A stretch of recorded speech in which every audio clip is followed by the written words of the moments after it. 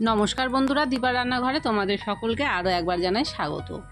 কোনো রকম আগুন না জ্বালিয়ে কোনো রকমভাবে কোনো কিছুই রান্না না করে তোমরাও কিন্তু শুধুমাত্র একটা তাল দিয়ে এরকম সুন্দর একটা বরফি বা মিষ্টি রেসিপি করে নিতে পারো। তো চলো কিভাবে তৈরি করলাম দেখিয়ে দিচ্ছি। এখানে আমি নিয়েছি একটা তালটা একটু ছোট সাইজের, তোমরা চাইলে বড় সাইজেরও নিতে পারো বা একটা জায়গায় দুটো তালও ব্যবহার করতে পারো। প্রথমে তালের শাঁসটাকে বের করে নেব। তো দেখো এখানে আমি অফ ক্যামেরায় তালের শাঁসটা বের করে সেটাকে ভালো করে ছেঁকে নিয়েছি। এবারে দিয়ে দিচ্ছি চিনি। তালটা কতটা মিষ্টি তার উপর নির্ভর করে এখানে চিনিটা দিতে হবে। তারপরে দেখো এখানে দিয়ে দিলাম নারকেল কুচি। তোমরা নারকেল কুচি করে দেওয়ার বদলে কিন্তু নারকেল কোড়ানোও দিতে পারো। তো আমি এখানে নারকেল কুচি ব্যবহার করেছি। তারপরে দেখো খুব ভালো করে মিশিয়ে নিচ্ছি, আর ততক্ষণ পর্যন্ত মেশাতে হবে যতক্ষণ না পর্যন্ত চিনিটা খুব ভালো করে গলে যাচ্ছে। তো চিনিটা গলে যাওয়া পর্যন্ত খুব ভালো করে একটু সময় নিয়ে এইভাবে ঘুরিয়ে ঘুরিয়ে কিন্তু মিশিয়ে নেব। আর এর মধ্যে কিন্তু কোনো রকমের জল ব্যবহার করব না।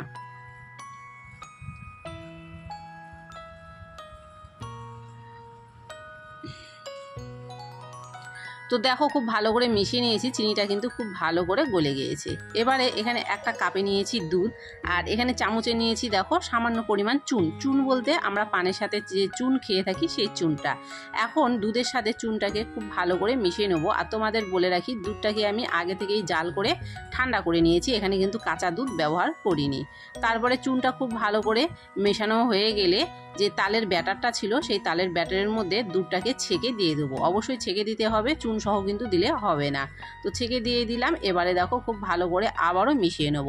দুধের সাথে তালটাকে সমানভাবে কিন্তু মিশিয়ে নিতে হবে, একটু সময় নিয়ে কিন্তু কাজটা করতে হবে।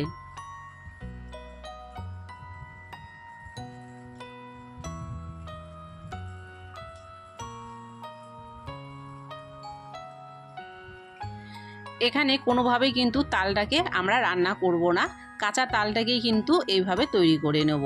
এতে করে কিন্তু তালের মধ্যে যে পুষ্টিগুণটা থাকে সেটাও কিন্তু দেখবে নষ্ট হবে না।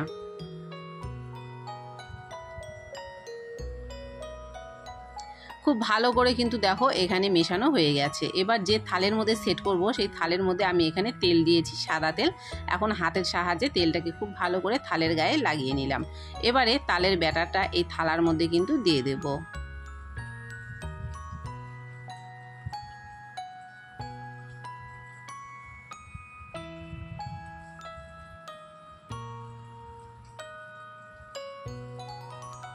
সবটুকু তালের ব্যাটার কিন্তু এখানে আমি দিয়ে দিচ্ছি। এখন কিন্তু একটু ঝাঁকিয়ে সেট করে নেব, আর থালাটাকে এইভাবেই রেখে দেবো যতক্ষণ না পর্যন্ত এটা জমে যাচ্ছে। তো আমার কিন্তু 1 থেকে 1.5 ঘন্টার মতো সময় লেগেছে এটা জমতে। আমি কিন্তু কোনো রকমের ফ্রিজে এটা রাখিনি, আর রান্না তো হচ্ছে না সেটা তো আগেই আমি বলে দিয়েছি, কাঁচা তালের কিন্তু রেসিপিটা হচ্ছে। তারপরে দেখো 1 ঘন্টা থেকে 1.5 ঘন্টা পরে ফিরে এলাম। এখন কিন্তু কেটে নেব। তো তোমরা তোমাদের ইচ্ছা মতো যে কোনো ডিজাইনের কিন্তু কেটে নিতে পারো। তো আমি এখানে একটু বরফির আকারে কেটে নিচ্ছি। আর এখানে দেখো যেহেতু নারকেলগুলো কুচি করে দিয়েছিলাম সেই জন্য নারকেলটা যখন মুখে পড়বে তখন কিন্তু খেতে বেশ একটা ভালো লাগবে। তোমরা কিন্তু এরকম নারকেল কুচি দিতে পারো, আবার কিন্তু কোড়ানোও দিতে পারো। তো দেখো খুব সহজেই কিন্তু এটা কেটে নিলাম, আর খুব ভালো করে কিন্তু দেখো সেট হয়ে গেছে, কত সহজেই কিন্তু উঠে যাচ্ছে, আর দেখতেও কিন্তু কতটা সুন্দর হয়েছে। তো এইভাবে কিন্তু তোমরা তৈরি করে দেখতে পারো, প্রথমবারেই কিন্তু তোমাদের পারফেক্ট হবে। তবে আমি যে ভাবে দেখিয়ে দিলাম সেভাবেই কিন্তু করতে হবে, তাহলে দেখবে একদম কিন্তু ঠিকঠাক হবে। আর দেখো কত সুন্দরভাবে কিন্তু থাল থেকে এটা উঠে যাচ্ছে, কোনো রকমভাবে কিন্তু ভেঙে যায়নি।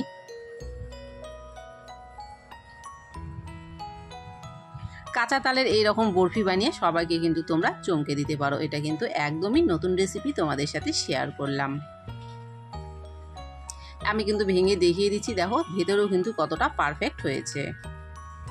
তো কাঁচা তালের এই রেসিপিটা তোমাদের কেমন লেগেছে কমেন্ট করে জানাতে ভুলো না। ভালো লাগলে অবশ্যই লাইক করো, ভিডিওটাকে শেয়ার করে দিও। আর চ্যানেলে যদি নতুন হয়ে থাকো, চ্যানেল যদি এখনও সাবস্ক্রাইব না করা থাকে অবশ্যই চ্যানেলটি সাবস্ক্রাইব করে দিও, তাহলে আমি এরকম সুন্দর সুন্দর রেসিপিগুলো শেয়ার করার সাথে সাথে কিন্তু সবার আগে পৌঁছে যাবে তোমাদের কাছে। সকলের খুব ভালো থেকো।